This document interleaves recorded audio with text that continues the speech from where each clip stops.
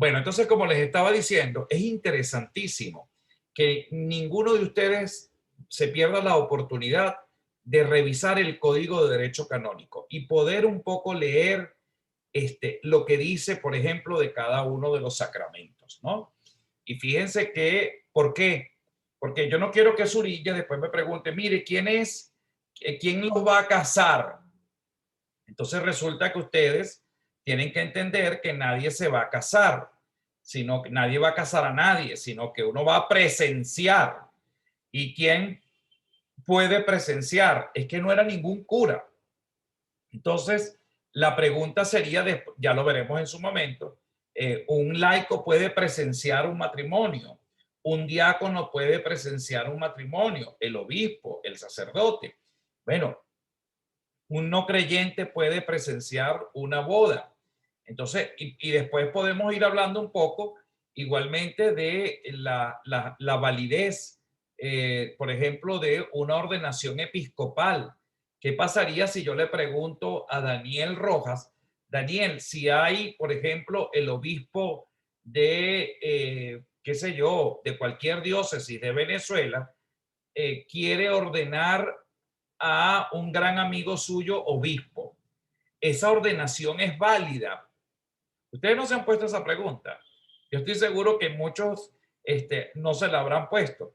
Pero imagínense que un obispo quiere mucho a un cura y lo va a ordenar sin pedirle permiso ni al Papa, ni pasa por el nombramiento del Papa. Esa ordenación episcopal es válida. Hay ordenación episcopal, pero yo le voy a preguntar algo, no me digan rápidamente, no. El obispo es legítimamente sucesor de los apóstoles, o sea, tiene un mandato y entonces es una respuesta que hay que fundamentar muy bien. El que me vaya a decir, evidentemente que no, pero me tiene que convencer, porque yo le puedo decir, pero es un obispo. Es decir, él puede y tiene la facultad, lo único que no tiene el permiso de la Santa Sede. Entonces, bueno, el argumento jurídico canónico por la cual esa ordenación no es válida pasa, por ejemplo, más fácilmente. Bueno, en estos casos, gracias a Dios, esperemos que nunca pase en Venezuela. En el mundo han pasado, pero en Venezuela creo que nunca ha pasado. Pero la pregunta sería con los matrimonios. Cuando se presenta un cura que se lo traen de Oriente, bueno, buenísimo, vamos a casar a una pareja, pero no preguntaron al párroco la autorización. Y entonces dice, tú no estás casado por la iglesia, ese matrimonio es inválido. Y es inválido porque no tienes los requisitos, no los estás llenando. Y uno de esos es la autorización del párroco, en este caso, donde contrajo matrimonio. Pero entonces el código establece una normativa interesante para que no se cometan abusos en la celebración y en la administración de los sacramentos. En la celebración, para que no lo celebremos ni lo hagamos como nos da la gana. Por ejemplo, que se le ocurra a un cura que le encanta el naturismo, es decir, vamos a hacer una boda nudista a la orilla de la playa. Y a lo mejor sea el párroco y a lo mejor sea sus feligreses, pero todo el mundo esté destapado. Entonces, la observancia de las normas, pues va a impedir que no se abuse de lo que realmente se está celebrando y no se cometan excesos. Y eso creo que la iglesia lo cuida de una manera muy cuidadosa. Y por otro lado, para que no sea cualquier pelagato que recién llegado pueda de alguna manera hacer lo que le da la gana y entonces convertir su parroquia pues en una especie de industria o de fábrica de celebraciones de matrimonio. Y en esto, miren, en la época en que Venezuela estaba, digamos, en situaciones normales, habían parroquias en la ciudad donde tenían fama que eran prácticamente un bojote de celebraciones de matrimonios, 7, 8, 9, 10 matrimonios, y salía uno cada media hora y plum, salía uno y se metía el otro, sobre todo diciembre, los 4 sábados de diciembre, las 4 fechas, digamos, importantes de agosto. Y entonces, bueno, ¿y qué es esto? O sea, no se puede cometer. Entonces ahí había el mío a las 7, el otro a las 7:30, el otro a las 8, el otro a las 8:30. Y bueno, y en 30 minutos, chao pescado, se resolvía. Y aquel adornero y aquel despilfarro de flores, ustedes creo que no son ajenos a eso, pues, ¿no? Entonces la novia de las 7:30 no le gustaba el arreglo de las 6:30 y el de las 8 se quería prácticamente aprovechar de los arreglos de las 7:30 y ese tipo de abusos merman como la intencionalidad de lo que realmente el sacramento debe transmitir como expresión realmente del amor conyugal, que pasa realmente a tener una dimensión extraordinariamente maravillosa en los planes de la salvación de Dios. Y eso creo que, bueno, ya lo iremos estudiando de manera un poco pausada cuando nos toque realmente reflexionar sobre esto. Bueno, soy todo oído, Suriñe. Cuéntanos, ¿qué preparaste? Diego Paredes, que me salvaste la última clase. Vas tú después. Pues Diego y yo estamos en lo mismo, porque Diego y yo vamos a hablar los dos acerca de los sacramentos y la liturgia. Entonces, yo tengo un título que conseguí bien bueno que se llama Sacramentos, Centro de la Liturgia. O sea que los sacramentos son a la liturgia lo que la liturgia son a los sacramentos. ¿Por qué? Porque este, uno comienza a ser cristiano yo conseguí esta cita, pues, uno comienza a ser cristiano por el encuentro con un acontecimiento, con una persona que da un nuevo horizonte a la vida y con ello una orientación decisiva. De ahí que la fuente de nuestra fe y de la liturgia eucarística es el mismo acontecimiento, el don que Cristo ha hecho de sí mismo en el misterio pascual. Entonces, por ello, se considera que la liturgia es el ejercicio de la función sacerdotal de Jesucristo, en la que mediante estos signos sensibles se significa y se realiza, según el propio modo de cada uno, la santificación del hombre. O sea, que toda la liturgia de la iglesia gravita en torno a lo que es la Eucaristía y los sacramentos, ¿no? Entonces, encontré lo siguiente, que una buena formulación de la liturgia se encuentra en la constitución de la Sagrada Liturgia del Concilio Vaticano II, Sacrosanctum Concilium, y se dice que la liturgia es la cima hacia la cual tiende la acción de la Iglesia, y al mismo tiempo es la fuente de donde emana toda su fuerza. Ese es el número 10, el numeral 10. Entonces, volver presente los misterios de Cristo se realiza simbólicamente, es decir, sacramentalmente, por medio de aquellos gestos y palabras que constituyen la liturgia de la iglesia. Por lo tanto, todo lo que hemos hablado hasta ahora, lo que nos lleva a decir es que como la liturgia es la conmemoración del misterio pascual y de todo lo que ello significa, todo lo que significa los sacramentos y los sacramentales, que ya vamos a hablar de lo que es eso, están todos involucrados en todo lo que es la liturgia. Por eso digo que el centro de la liturgia son los sacramentos, ¿no? Entonces, no sé si Diego hasta este punto, él quiere añadir algo de lo que yo acabo de decir, pero los sacramentos significan tres cosas. Causa santificante, porque la causa fue la muerte y resurrección de Cristo, que fue lo que nos salvó, lo que nos da la salvación. Efecto santificante, que es la gracia, y el fin de la santificación, que es la gloria. O sea, cuando uno está en la liturgia, uno tiene que tomar en cuenta todas estas cosas porque todo es importante, porque todo alrededor de la liturgia, el centro de toda la liturgia está alrededor de todo esto, que es la esencia, pues. Gracias. El signo sacramental, que es propio de cada sacramento, está constituido por cosas. Son elementos, el agua, el aceite, el pan y el vino, y gestos, como son la ablución, la unción, la imposición de manos, que se llaman materia, y también por palabras que pronuncia el ministro del sacramento, que son la forma. O sea, hay la materia y la forma del sacramento. En la liturgia de los sacramentos existe una parte que no se puede cambiar, que es la que llaman la parte inmutable de los sacramentos, que es lo que Cristo mismo estableció dentro del signo sacramental. Y partes que la iglesia puede cambiar, dependiendo de la zona donde esté, de los fieles que estén alrededor, y de las circunstancias del lugar y tiempo. Ningún rito sacramental puede ser modificado o manipulado a voluntad ni de los ministros ni de la comunidad. Eso es importante a la hora de la parte de la liturgia, ¿no? Luego yo conseguí otra parte que es el efecto y la necesidad de los sacramentos.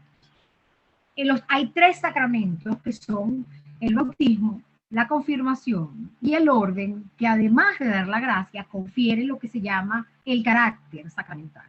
El carácter sacramental es un sello espiritual indeleble, impreso en el alma, por el cual el cristiano participa en el sacerdocio de Cristo y forma parte de la iglesia según estados y funciones diversos. O sea, el carácter sacramental de estos 3 sacramentos permanece para siempre, y por eso estos 3 sacramentos únicamente no pueden ser reiterados. Esto es importante también a la hora de la liturgia, y yo supongo que eso también en el Código de Derecho Canónico estará, ¿no? Luego, ¿por qué los sacramentos durante la celebración son eficaces? Bueno, porque quien actúa en los sacramentos es Cristo mismo.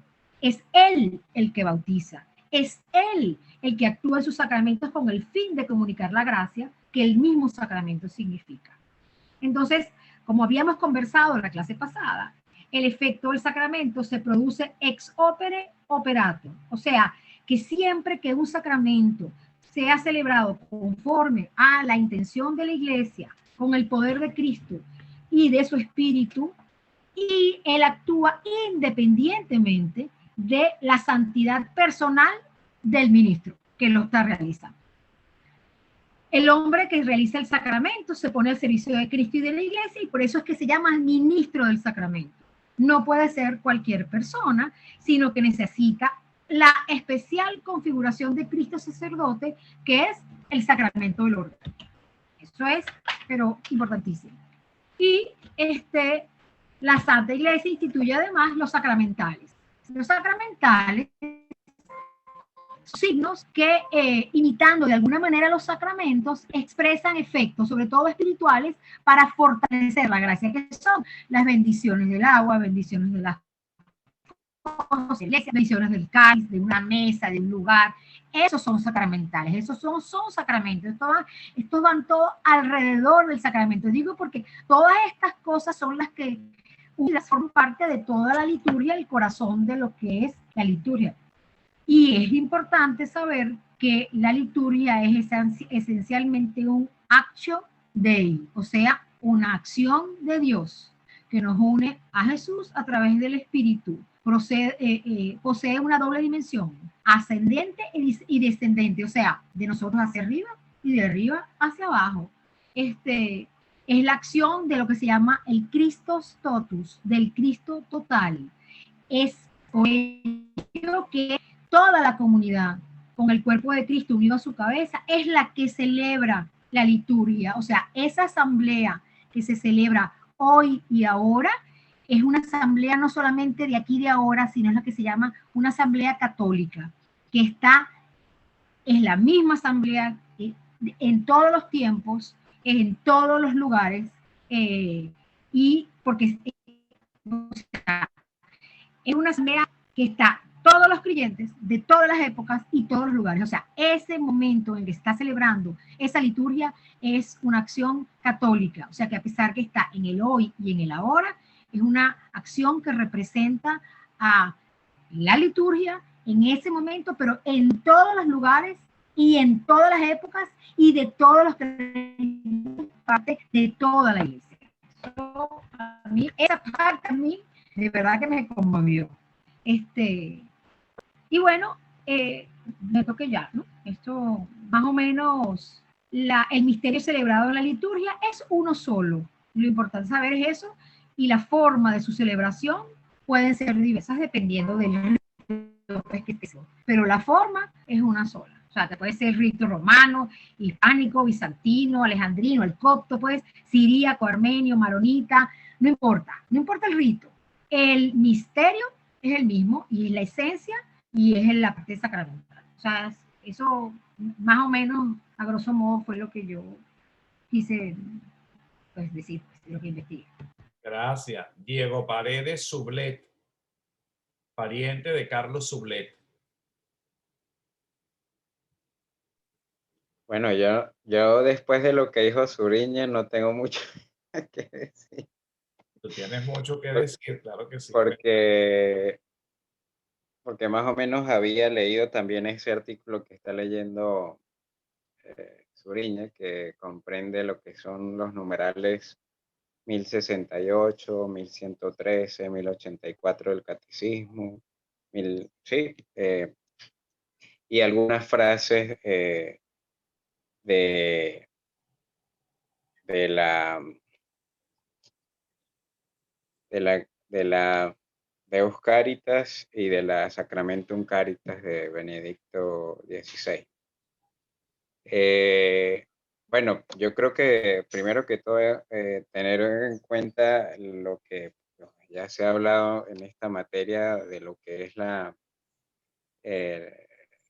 de cómo se definen pues los sacramentos, que son signos visibles, perdón, son signos sensibles y eficaces de la gracia, instituidos por Cristo, que son instituidos para santificar nuestras almas y confiados a la Iglesia para su administración. Una diferencia con los sacramentales es que los sacramentales han sido instituidos por la Iglesia y los sacramentos son instituidos por el mismo Cristo, ¿no? Y que bueno, creo que sobre todo hay que resaltar que los sacramentos tienen un rito litúrgico.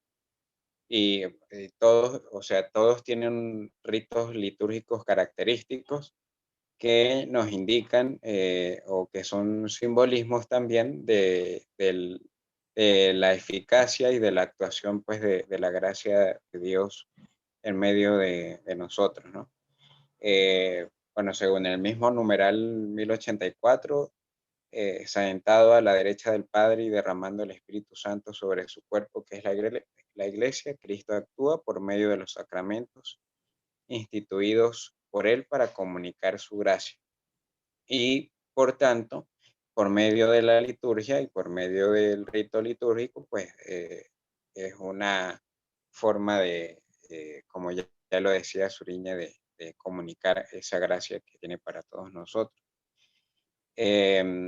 También el mismo catecismo nos dice que toda la vida litúrgica de la iglesia gravita en torno al sacrificio eucarístico y los sacramentos. Eso lo dice el 1113. Y que se considera la liturgia como el ejercicio de la función sacerdotal de Jesucristo, en la que mediante los signos sensibles se significa y se realiza según el modo propio de cada uno, la santificación del hombre. Y así el cuerpo místico de Cristo. Esto es la cabeza y sus miembros que ejercen el culto público. Entonces, para no redundar en lo que ya dijo más o menos Suriña, yo para sintetizar creo que por medio de la liturgia se da una comunicación más efectiva, más eficaz y más visible de lo que es la gracia de los sacramentos en nuestra vida. Y se da también una comunicación pues ordenada de lo que sería cada uno de los sacramentos. Gracias, Diego. Muy bien, gracias. Daniel Rojas, por favor.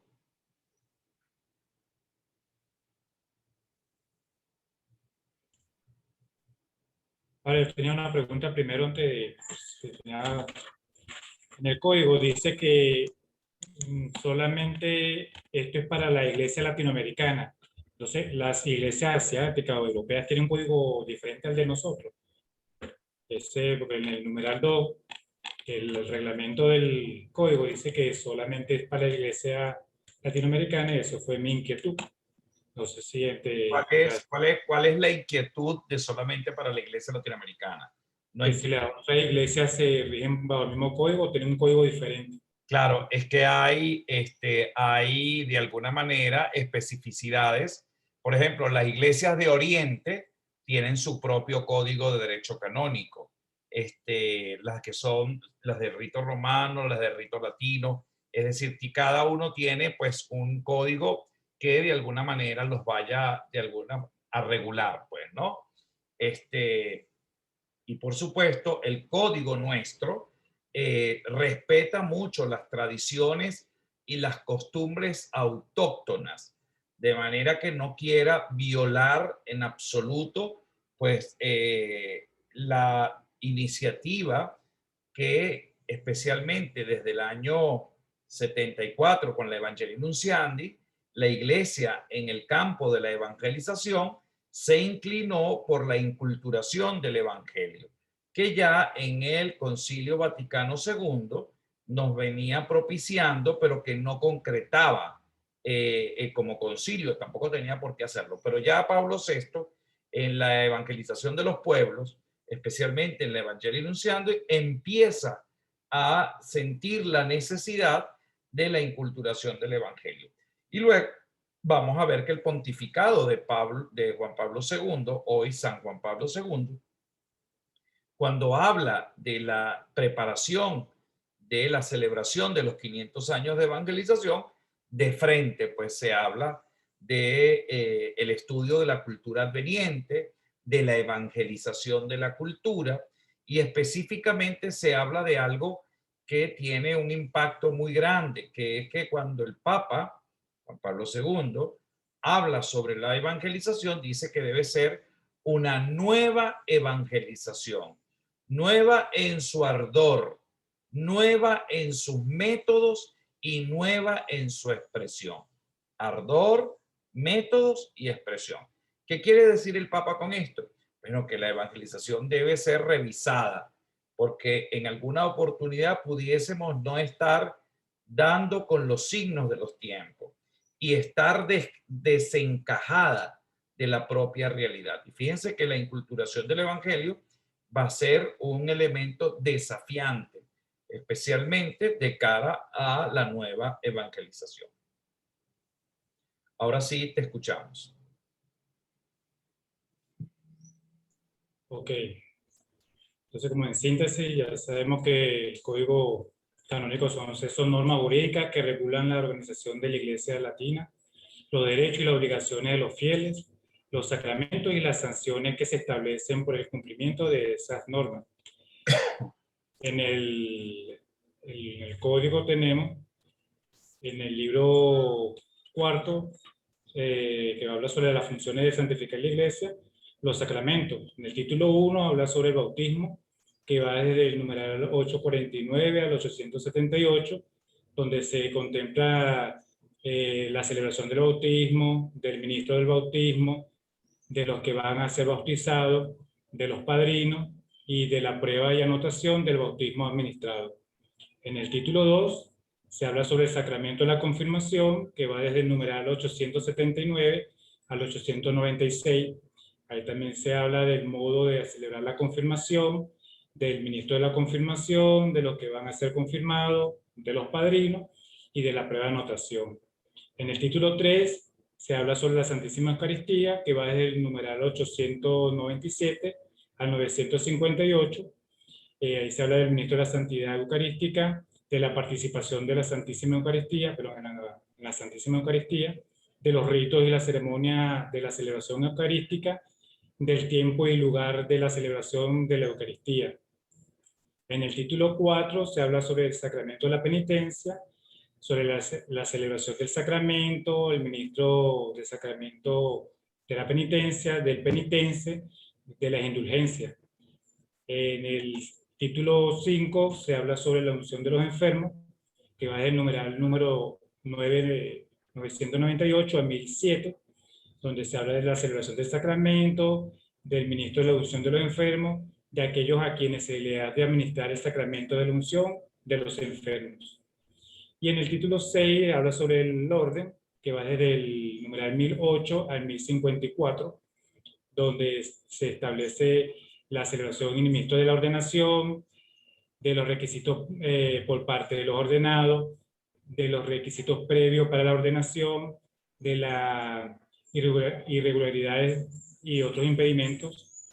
Y en el título sexto se habla sobre el matrimonio, que va del numeral 1055 a 1165. Y ahí se establece de la atención pastoral, de lo que precede la celebración del matrimonio, de los impedimentos dirimentes en general, de los particulares, del consentimiento matrimonial, de la forma de celebrar el matrimonio, de los matrimonios mixtos, de la celebración del matrimonio en secreto y de los efectos del matrimonio en general. No sé si quiera que indique algo más. No, está bien, porque ya veremos, ya vamos a ver dentro de poco tiempo, cuando hablemos de cada uno de estos sacramentos, van a tener que hablarme de los documentos de la Iglesia, me van a hablar del Código de Derecho Canónico, es decir, para que cada uno lo tengamos claro, qué es la materia, qué es la forma, quiénes administran los sacramentos, quiénes están impedidos de recibir el sacramento, y que cada uno de nosotros tenga pues como una estructura clara, donde no haya ambivalencia, pues, ¿no? Eso yo creo que es un elemento fundamental. Bueno, Blanca, me da miedo quedarme nuevamente sin datos. Quisiera escucharte para compartir un poco tu reflexión.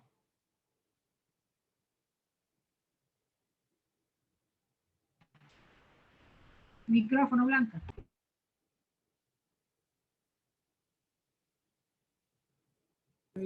Perdón, me tocó sobre los fundamentos bíblicos de los sacramentos. Bueno, esto es una investigación sobre en la Biblia, por supuesto. Tengo sobre el bautismo, tenemos en Mateo 28, 18, 19, Jesús se acercó a ellos y les habló así: me ha sido dado todo poder en el cielo y en la tierra, y hacer discípulos a todas las gentes, bautizándolos en el nombre del Padre, del Hijo y del Espíritu Santo. Tenemos en Marcos capítulo 16, versículo 16. El que crea y sea bautizado se salvará, el que no crea se condenará. En Juan capítulo 3, versículo 5, respondió Jesús: en verdad te digo que el que no nazca de agua y de espíritu no puede entrar en el reino de Dios. En los Hechos de los Apóstoles, en el capítulo 2, versículo 38, Pedro les contestó: convertidos y que cada uno de vosotros se haga bautizar en el nombre de Jesucristo para perdón de vuestros pecados y para que recibáis el don del Espíritu Santo. Voy a nombrar algunos porque tengo muchos y si no, entonces no nos va a dar tiempo. En cuanto a la confirmación, en los Hechos de los Apóstoles tenemos en capítulo 8, versículo 14 al 17, al enterarse los apóstoles que estaban en Jerusalén de que Samaria había aceptado la palabra de Dios, les enviaron a Pedro y a Juan. Estos bajaron y oraron por ellos para que recibieran al Espíritu Santo, pues aún no había descendido sobre ninguno de ellos, únicamente habían sido bautizados en el nombre de Jesús. Entonces les imponían las manos y recibían al Espíritu Santo. En Hechos capítulo 13, del 2 al 3, mientras estaban celebrando el culto del Señor y ayunando, dijo el Espíritu Santo: separadme a Bernabé y a Saulo para la tarea que he decidido encomendarles. Entonces, después de haber ayunado y orado, les impusieron las manos y los enviaron.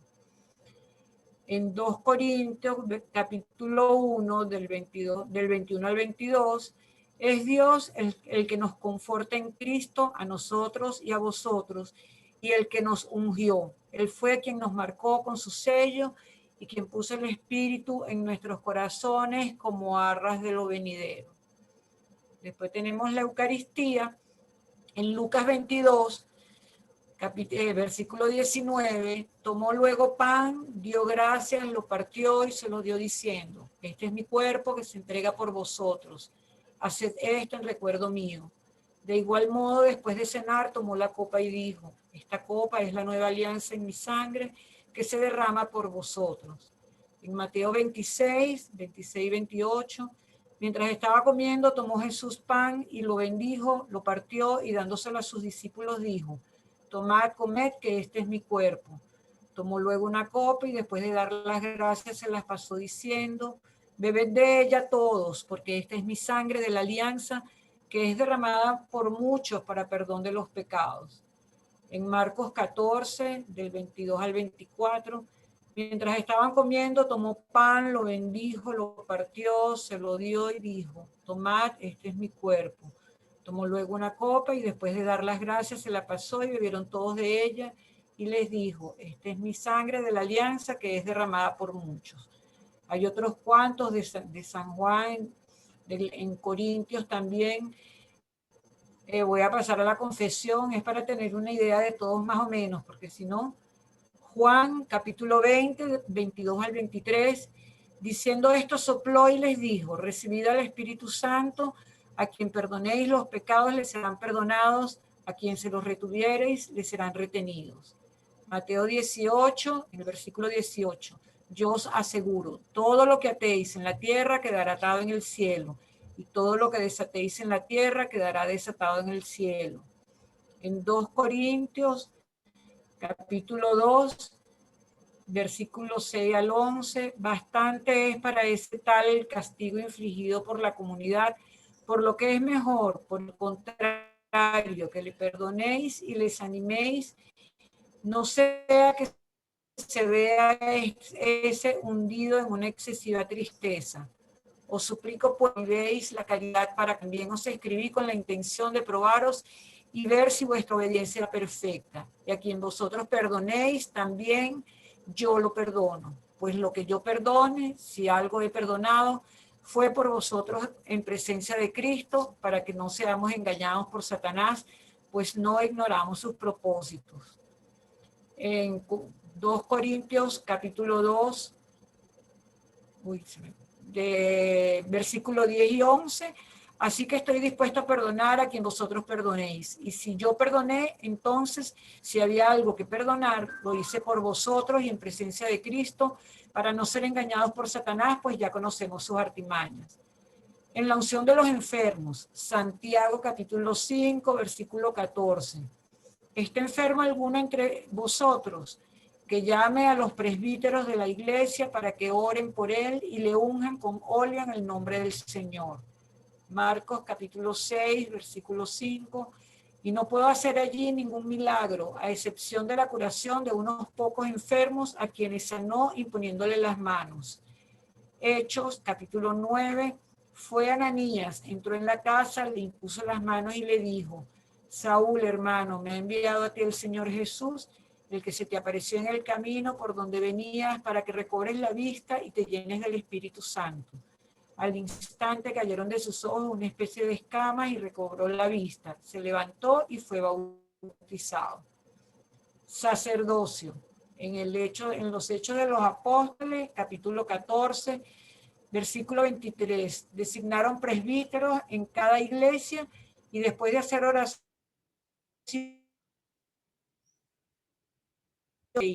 Lucas 22, versículo 19, tomó luego pan, dio gracias, lo partió y se lo dio diciendo, este es mi cuerpo que se entrega por vosotros, haced esto en recuerdo mío. Hechos, capítulo 21, al día siguiente Pablo con todos nosotros fue a casa de Santiago, donde se reunieron también todos los presbíteros. En 1 Timoteo, capítulo 5, los presbíteros que ejercen bien su cargo merecen doble remuneración, principalmente los que se afanan en la predicación y en la enseñanza. Matrimonio. Voy por el matrimonio. En el Génesis, capítulo 1, 26 al 28. Creó pues Dios al ser humano a imagen suya, a imagen de Dios lo creó, macho y hembra los creó. Después los bendijo Dios con estas palabras: sed fecundos y multiplicaos, henchid la tierra y sometedla, mandad a los peces del mar y en las aves del cielo y en todo animal que repte sobre la tierra. En Génesis 2, versículo 21 al 24, entonces Yahvé Dios hizo caer un profundo sueño sobre el hombre que se durmió. Le quitó una de las costillas y rellenó el vacío con carne. De la costilla de Yahvé, que Yahvé Dios había tomado del hombre, formó una mujer y la llevó ante el hombre. Entonces éste exclamó: esta vez sí que es hueso de mis huesos y carne de mi carne. Esta será llamada mujer porque del varón ha sido tomada. Por eso deja al hombre a su padre y a su madre y se une a su mujer y se hacen una sola carne. Estaban ambos desnudos, el hombre y su mujer, pero no se avergonzaban uno del otro.